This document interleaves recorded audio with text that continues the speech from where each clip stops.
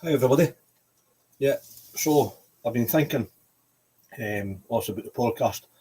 As you've seen my guests that have came on, I've had Paul Bogie on. This gentleman here has wrote 2 books, Inherent Hero and Final Mission as well. They're on Amazon, guys, and it's going to a good cause. Help the homeless in Scotland. Paul's raised £70,000 so far. I've had Kevin Brooks on, what he's doing up at the Boxing Club. Him and his wife, absolutely fantastic. And my plan, I said, is to go up there. And also Andy Johnson. Also I served under him in the battalion. And also he gave me my chance. So what I thought about coming on is going to be a bit about me. I know they say the podcast wasn't about me, because all people are busy and the guests aren't coming on for a couple of weeks. I just thought I'd tell you a bit about myself. Start from the beginning. Like growing up and stuff. And all my transition for the army, then for then where I'm at now and where I've been. So, as you know my name's Scott Ramsay. I'm 43. Currently live in Loban with my partner. Working away. Working a quarry here in Loban, which is really good. Routine's a big for me. So, growing up, yeah, only child, brought up fun but fair. Brought up in a council estate back in Alloa. And it was quite tough at times, but you got used to that, you know what I mean? My mum and dad, they were quite strict, really strict. Yeah, they were quite really strict, fun but fair, you know what I mean? I was never hit as a kid. I didn't have to because my dad could just look at us, my mum was the same. You know what I mean? They worked all their days, you know what I mean? My mum, she worked in my children's nursery for over 15 years in the kitchen. My dad, he was a fabricator driller. He'd done that for years as well, so both of them worked all their days. Yeah, grandparents, not a big family, so we're quite a close family, quite close. And also my gran, she's still going, 87, brilliant, big family and stuff like that. Yeah, so my upbringing was quite good. And also like the history of the army of my great grandfather. He was in the artillery during the war, and he was a regiment sergeant major there, World War II, based in Edinburgh. And my great uncle, well, I've got two. On my grand side, my great uncle, he was in the Merchant Navy, and then he left that and was a PTI in the jail in Glenorchy prison. And he'd done that for years. And also on my grandfather's side, including my grandfather, they were in the medical corps. So a lot of family in the forces, a lot of history. My dad's side, my grandfather as well, he was in the army as well. So there's a lot of background with the family being in the forces.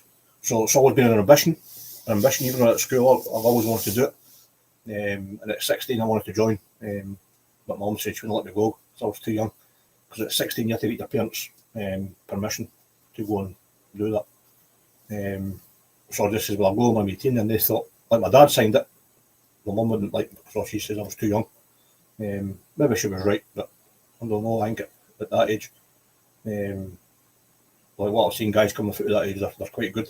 When they go to Harrogate and stuff like that, so it's like a school leavers kind of thing. Yeah, so my upbringing was really good, strict. And also, like I was never drummed in, or you'll do this, you'll join the army. It's always been an ambition of mine. You know what I mean? It's always been an ambition. So, yeah, through school, didn't really excel at school, to be honest with you. But I wasn't really great at school. I liked it, but I was on a behavioural card and stuff like that. Also, I never made it easy for my mum and dad. And I was quite cheeky when I think about it. But also, they dealt with me, and also they done it the way, and I thought that was doable for them. You know what I mean? But they were quite strict. They were fun but fair. Like I say, never hit. Can't remember my mum with the slipper. I think that was a stinger. Let's sit for a week. Aye, so upbringing was good. At primary school, I went to a wee primary school called Sunnyside Primary. That's still there. Then went for there to Alloa Academy. Like I say, I didn't excel at school. I wish I did. And stuck in also like my kids and stuff like that. I always tell them, listen, sticking at school. So I was 16, left the school at 16. and worked with Stirling Council. For them, I was doing my apprentice joinery. So I served my time with them. Then I was talking to some of the, I don't know why that came up in the conversation when I worked with these kind of guys, but they were saying, when I joined the army, and it's always been in the back burner, like the cadets and stuff, and back home in Alloa. So I've always done that. So basically, at 18, I told my parents that I was going. And it was quite a quick turnaround. Applied for it. At the time, it was still in Careers Office in Stirling. They had an army careers office there, but also it's all in Glasgow now, but they had one there. And I walked in and it was a big Malky Mackay, 6'2" ginger guy. And that was my first option. I wanted to join the parachute regiment. That was my first choice, but you had to do a bar test, whatever you were at. They would say, listen, you can go to this. So you had to be at a certain level of education to get into different kind of regiments and troops, like the Reaming and stuff like that. So if you had a trade, you had to have your qualifications, that I never had. So he says, well, what about the Scots Guards, wee man? I says, well, what's that, sir? And he showed us photos and bearskin and a guy abseiling or surfing. I think I've been surfing once, you know what I mean? But they told you about it at the time, the battalion, they were in London at the time. And they were deploying to Northern Ireland, Drumcree. At that time, that's when Northern Ireland was at its highest, with the terrorist threat over there. So basically, I done that, applied, worked away to Stirling Council, and I got a letter to go to Edinburgh, Redford Barracks for 2 days. 2 days there, do your medical and stuff like that, and also your, you know what I mean, your fitness test. I think I was quite naturally fit anyway, because I played football with the school and stuff like that, and I've done boxing, so I think I was fit enough, like, to go to the training and pass it, or the fitness test and stuff like that. So I think I've always been quite durable that way. You know what I mean? It's working. You know what I mean? Working at Rottweilers and lifting and carrying. So I've always been quite physically fit and quite strong. So yeah. So past that, then I got a letter through the door saying this is your service number. We suggest you learn it, and your intake is the 9th of September 1999, and it was down in Purbright. And also Purbright at the time was a Guards depot. So the time came, it was me packed all my kit, 18-year-old, leaving my mum and my dad. That was quite hard.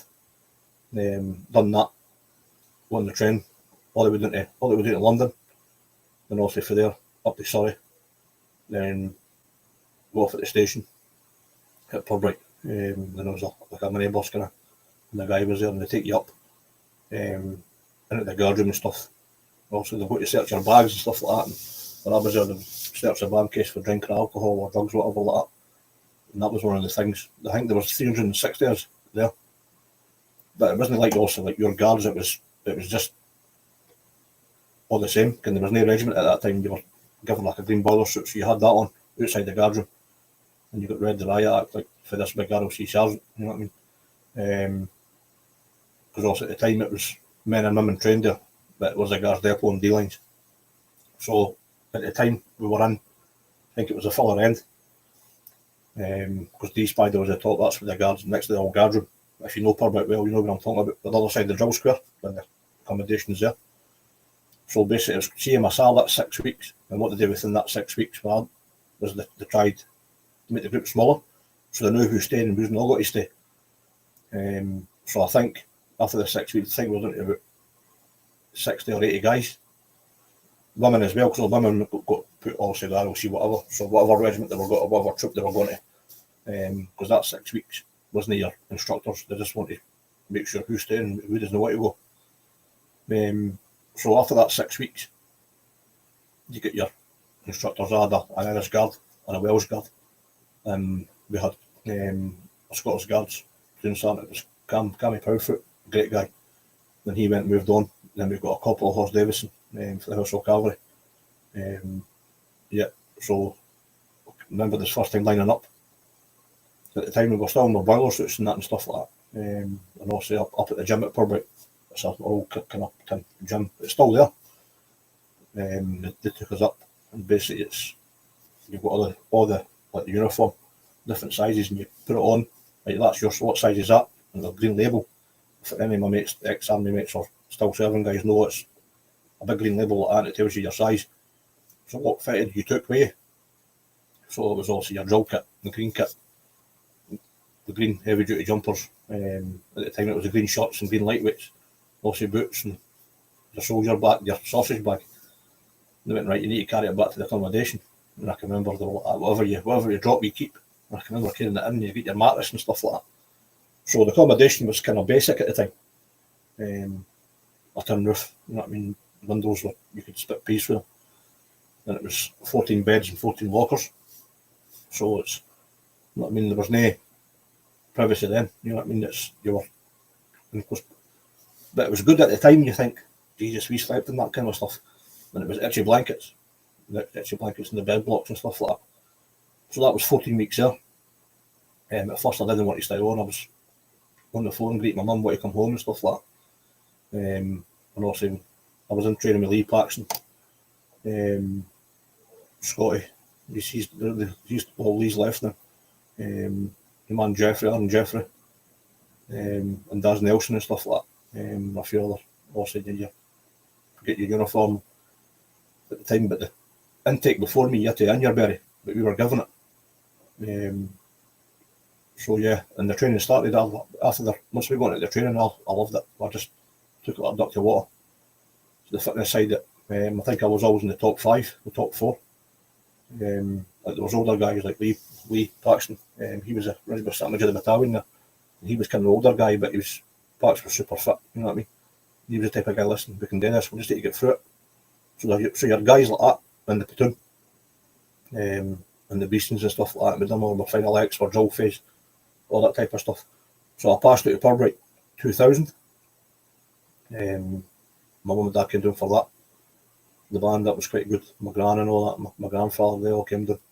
Then went for there. So once I passed out to Purbright, a couple of weeks off, we went to Cattrick, on North Yorkshire, Cattrick Garrison. And that was phase 2. Yeah, that was quite good. Cattrick, because it's more in depth, so they're teaching you more in depth infantry still. Your infantry skills, your section attacks, platoon attacks, pair fires manoeuvre, it's just more in depth. So they're teaching you more, and also more about the battalion and stuff like that, the regiment, what battalion you're going to. I had a Scots Guards instructor, it was Jason Manasseh, and David Skinner. They were really, really good guys. Then we were up at the top. Because there's 2 barracks, there's Hilly's barracks, that's where the paras go, and also we were up at the top. So that was 14 weeks. Passed out there at the time, there was no band because it was a troop the colour, I can remember that because it was the summer. So passed out there, then I was told I was going to right flank, Militant Barracks. But at the time, the battalion, they were on Drumcree when I arrived. So they went there. Drumcree, so I went to Militant Barracks, and it was this big sergeant again. And I think Mark Fife was the RP stuff. And that listen, he says, there's nobody here, me man. Also the battalion there, you've missed basically all the training. So there's no point in you saying, because all you've been doing is barrack guard. So I went for there. It was Chelsea Barracks at the time. Well, Chelsea Barracks is flat now. That was F Company. Because what you do, you got a battalion that does all the kind of tour stuff, and you got a ceremonial company. And there's always a ceremonial company in London, which is F Company, 2nd Battalion. The Scots Guards, they hold the 2nd Battalion colours. The battalion did the ceremonial stuff, but when any tours, then the F Company, that was their bread and butter. So I done that. When it was C Company, I first went to the C Company, because they were, no, F Company, sorry, F Company, and I was there. I was still looking there for 3 months, and I was there for 3 years. Really, really good. At the time it was Ricky Henson, he was the company Sergeant Major, and the Sergeant Major at the time was Ben Cosby. And the battalion, they were in Northern Ireland, but I can remember when they came back, like the drill sergeants, they were dropped down with the drill sergeant and stuff like that. Like really old school guys, like, you know what I mean? They were hard as nails, like. Chelsea Barracks was, I thought it was interesting. The toilets, that you were up to your ankles in water. because the buildings that condemned, but it was, you know, that was your home. You made it as comfortable as possible. You know what I mean? So yeah, F Company. Stu Bridges was the company sergeant major, one of the best I've had. He went on to be the regimental sergeant major as well, because also that kind of thing, you went to F Company, was a senior company sergeant major's post. Well, usually happens with that, they go for there to the battalion, the regimental sergeant major. But Stu, yeah, good company. A lot of hard men in there as well, like guys I just like the Big Bully Stewart and stuff like that. Mostly your Daniel Church, Cairnsey, Dean Woodall, Lee Fossey, Foster, Gibby. So it was a great company, and it had a lot of strength, and your man Gunny, he done the paras and that, so yeah, it was good, and the company commander and stuff like that was, yeah, it's Major Nicholson, well, Lieutenant Colonel Nicholson as well, he was the company commander, so it was good. Then I went to F Company, DC Company in the battalion. At the time, the battalion, they were like the transition coming back from Northern Ireland. And also there was guys that in training there that went to Northern Ireland before we got sent to F Company. Just one of these things. Yeah, so the people you worked to, and also I went to C Company, and it was Andy Johnson. Probably seen my podcast with him. And also in the platoon in London, there was a platoon of mix and a platoon of jocks. So a platoon of Irish guards and a platoon of Scottish guards. And the C Company was, I think, was probably the best companies in the battalion at Wellington Barracks. Really good guys, you know what I mean, really strong, really fit. Obviously, I was quite fit anyway, coming just no longer to training, straight to the F Company, then straight to the battalion in Wellington Barracks, 1st Battalion Scottish Guards. So that was quite good. So for there, I got sent on a CADA course. John gave me a chance. I never asked for it, but they put us on it, and I got promoted up to non-commissioned officer. Then we went for there to Germany. Germany was probably the best posting that I've ever been. We were in Munster Barracks, Oxford Barracks in Munster. Beautiful place, and that's where I met my wife at the time, Jackie. And also that's where I got the Kirsten now. So for there. In Germany we done Iraq, 2005. Again, you looked up to these kind of people at the time. I got moved to right flank. I got promoted for there. And at the time, who was company sergeant major? He left, and I think Craig Hutton took over. Craig Hutton was, obviously, he was recce, so he was a great soldier, and that's the kind of guys we look up to. Gary Tennant and stuff like that, and Denver Nunn, Tam O'Donnell. So the platoon blocks were Denver Nunn. No, sorry, I'm lying. John Ford, Neil Laurie, and David Skinner. They were the platoon sergeants then. When we went to Killick 5 Iraq, brilliant.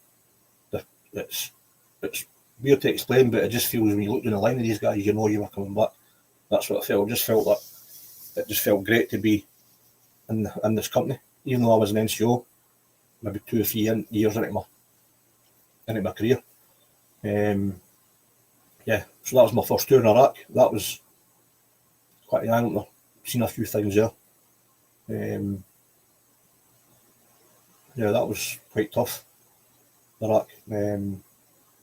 Obviously, because we were going into bars and stuff like that, and Hearts and Minds. But that was the first tour. It was quite interesting.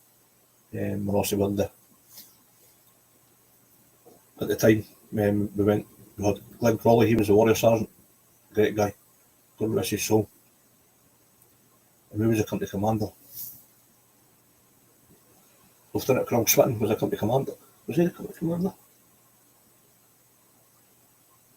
Aye, he would have been at the time. Obviously, he went on to be the commanding officer. We had the good officers, Captain Leask. Well, I was a cap when I left. Yeah, so the platoon commanders were brilliant. Every officer I've had of platoon commanders have been really, really good. You know what I mean? They're good leader of men, and that's what it's all about. So we came back for that. 2006 we came back for Iraq. We had another tour with the Welsh Guards because they needed more bodies, so I had another tour of that. Came back, then also just more training in the battalion, summer leave and Christmas leave, and then obviously moved to right flank. Right flank. Like I say, C Company made me like that.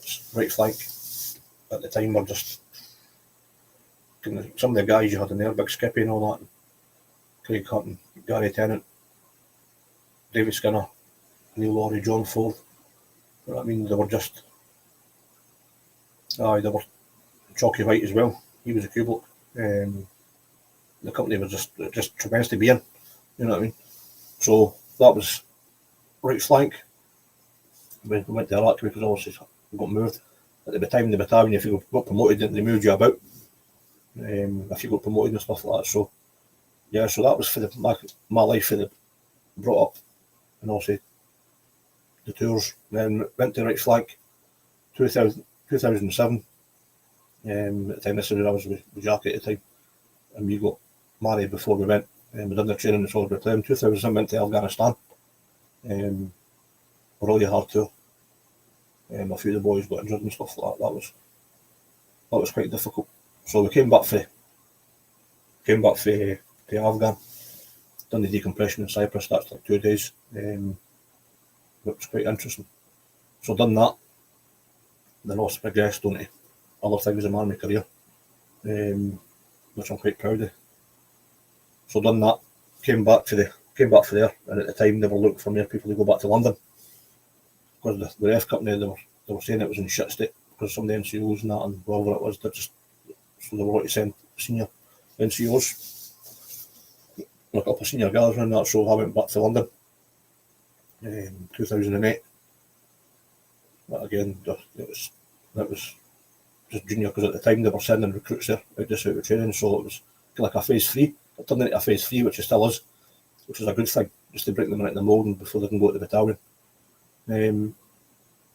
So done that, went back to London, done there a few years there, came back to Catterick in 2013, 30th December 2013, that's when I left the army, 16 years, and it was really, really hard.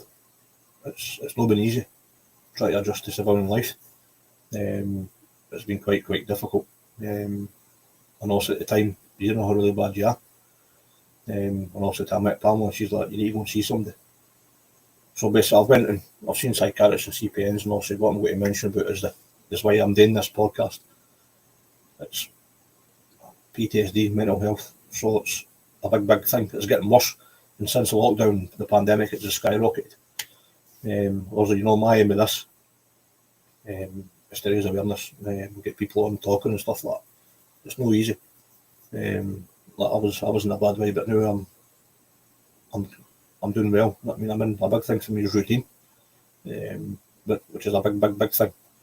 And something like this helps me. You know what I mean? Most of the things in the law, flying my drones and stuff like that, you've probably seen on the platforms, stuff like that helps me. And also what my family and Pamela and that's done for just, you know what I mean, I can't thank them for enough. It was there for them, I wouldn't be here today, you know what I mean? Let's say there's always something worse off in yourself, and some of the stories you hear, you're like, Jesus. But I'm not 100% guys, you know what I mean? But I'm getting better. And I've had the help. Like I'm no expert, but if you want to come and chat, I can point in the right direction. Medication is a big thing. Obviously I'm on medication for that and my ADHD as well. So I was diagnosed with ADHD just about 2 months ago. So like I'm not looking for pity, I'm just want to help somebody. If I can help a person, I'll be happy. Because I didn't want to put somebody feeling the way I did. It's not a nice feeling, you know what I mean? And negative all the time to your family and friends, negative, that's not the way to be like, you know what I mean? And that's the way I was, calling people out and that, just stupid, you know what I mean? I'm 43, you know what I mean? I'm not 16 anymore, you know what I mean? But I've got the EMDR, I've got the help up here. The NHS have been fantastic up here. I think being a veteran that there is help out there, but I think more needs to be done. I think the army needs to do more, definitely. But listen, when they said about the army, if I had a choice, I would do it over again in a heartbeat. I'll do it over again. The only thing I want to change is I want to get married, because I think it's quite difficult for men and women to try to adjust. And it would have been hard for Jackie and that as well, for me being away all the time and stuff like that. So I can understand that, you know what I mean? So there's a big strain. I think it puts a lot of strain on the family. Like my mum and dad, that they were always into the paper stuff when I was over there. Yeah, so left, like I say, 2013. Left the army and just couldn't adjust. Just couldn't adjust at all, like the basic stuff. Like saving money, shopping. Like my hygiene, that was good, but just like basic stuff. Basic stuff what people need to live. I just couldn't deal with that. And I've just, since I've been up here, I've just started going grips with that. Maybe the last couple of years. With Palm and Earn, some of the day things. You know what I mean? But back then I was like, no, I'm doing it my way. Which was, well, you can't be like that, you know what I mean? Yeah, so it's not been easy.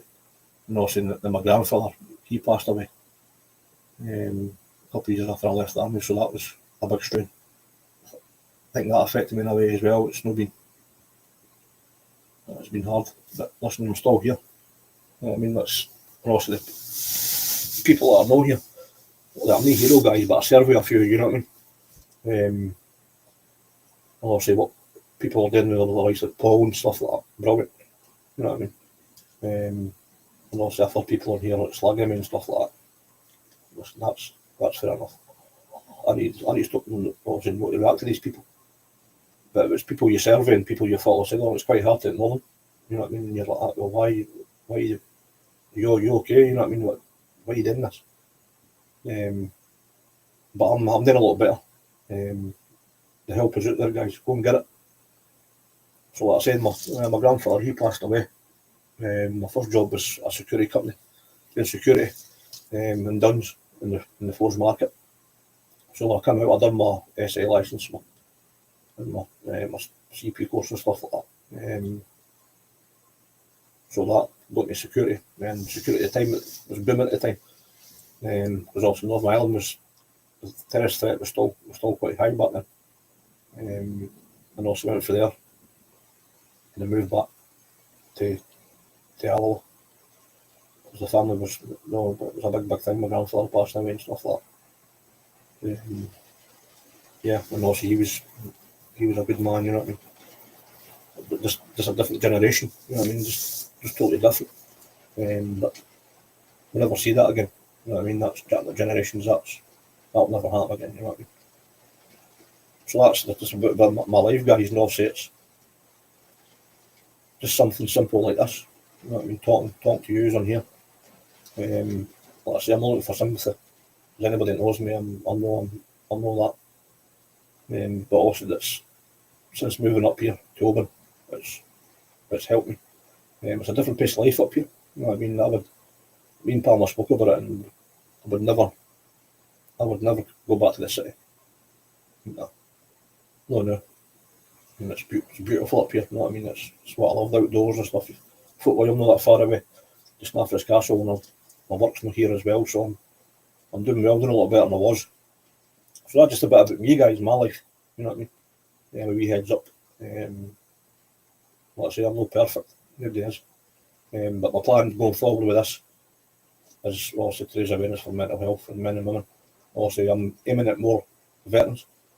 But people today, I'd like to get other people on as well. Like, you know what I mean? No people in the services. And my partner's works for ambulance service and stuff like that. So the stuff she's dealt with and stuff like that. And you know what I mean? I'm not the only one that's seen a bit. So for me, it's just it's last year and a bit's been tough. But let's say we can't give in. You know what I mean? Also my YouTube and that's doing really well. So is my TikTok and my Instagram and stuff like that. I just love flying the drone. Just something simple as that. These wee things. You know what I mean? Just help me. So something simple as that. Alright, so guys, just want to say thanks very much for the support. My mum, my dad, Palmer, my kids, Aaron and all that, my gran and all that, and my family. You know what I mean? It's been a hard journey, but listen, I've got there. You know what I mean? And I'm lucky. I'm still, because some guys aren't here. You know what I mean? Some men and women aren't here. Some they take their lives. Which for me it's quite hard. Because I know some of these people that I serve with, they've taken their life, you know what I mean? Or they've been injured, or they've been killed in action, which is not very nice. So guys, yeah, so if you keep keep tuned. Also, there will be guests coming on. And also, I've got a couple of Fulton's veterans as well coming on. I've got a gentleman that works here, a really nice guy. He was a master tailor for the court, for the Grenadier Guards, and it's Paul Salt. He works in the local museum here. So if you're ever in Oban and you want to go and see the Fusilier Museum, it's quite good. Mostly Paul's a Fulton's veteran. That's what was in the old school. Like when I was in, there was Fulton's veterans there, like, and you're like, these guys, I used to watch these guys. They were just excellent to watch, like, you know what I mean, the medals and stuff like that. Until you get to the Desert Heights and that as well, with NSO, and you get medals yourself, those guys up there. I've got them all that and stuff like that, so aye. It's been a hard journey, but I'm still here, I'm still breathing, you know what I mean. So guys, I'll stop boring you now. I just thought I'd come on and do something and just share a bit about me. I was never this confident, never. Like talking on camera and stuff like that. It's not for everybody. I mean, I totally get that. This isn't for everybody. And I totally get that. You know what I mean? It's but first I didn't think I could do it. That was that confident, but obviously I am. And I've done three guests so far. But my next one I'm going to go live. So it's on Facebook and YouTube. So my next guest will be live and it'll be recording. Because obviously if you did record it, it takes a while up to upload. It takes ages. Like that rain. Jesus. Aye guys, so that's the plan going forward with this. More guests to come. A lot of good things coming, big things coming, so I'll keep you informed. Listen, talk, keep you safe. Also look after yourselves. Like I say, if you know where you are, you know where I am, you've got my number, talk. You know what I mean? We need to talk more about this. This is my aim with this type of thing, is to raise awareness. Hey Bella, this is Bella. You saying hi, Bella? You saying hi? You saying hi? This is Bella, everybody. This is my wee dog, isn't you? Good wee thing. So she comes out with me in my camping, so that's another thing. We'll all be doing more camping. She'll be coming with me. A wee guard dog, isn't you? Who's that dog? So guys, I just thank you very much for your support. Like I say, I'm on YouTube, Scott Ramsay Outdoors, TikTok as well, Instagram and Facebook, and I will be putting more content up. Like I say, I will be getting more guests on this. I've been busy getting this sorted and work and stuff like that. But the plan is to get more people on and get more talking about this. The stigma, it's mental health. It's took a lot of people, good people. You know what I mean? And since the pandemic, it's just took up a rise, which isn't good. And also there's people, groups there that can help you as well. Like I say, guys, I'm the expert, but I can point in the right direction if you need that. You know what I mean? So just get in touch, guys. You know me. I'm on Facebook. Just send us a text. Doesn't matter who you are. So that's the room. Finished. It looks pretty good. I might get a wee bits and bobs. But like I say, I'm happy with the lighting and stuff like that now. So the plan is to get wee bits and bobs and added it. Wee bit more. I see you. So guys, it's me and Bella. See Bella. It's me and Bella. Say bye bye, Bella. Enjoy the rest of your weekend, guys. I'll speak to you soon. Take care. Bye bye.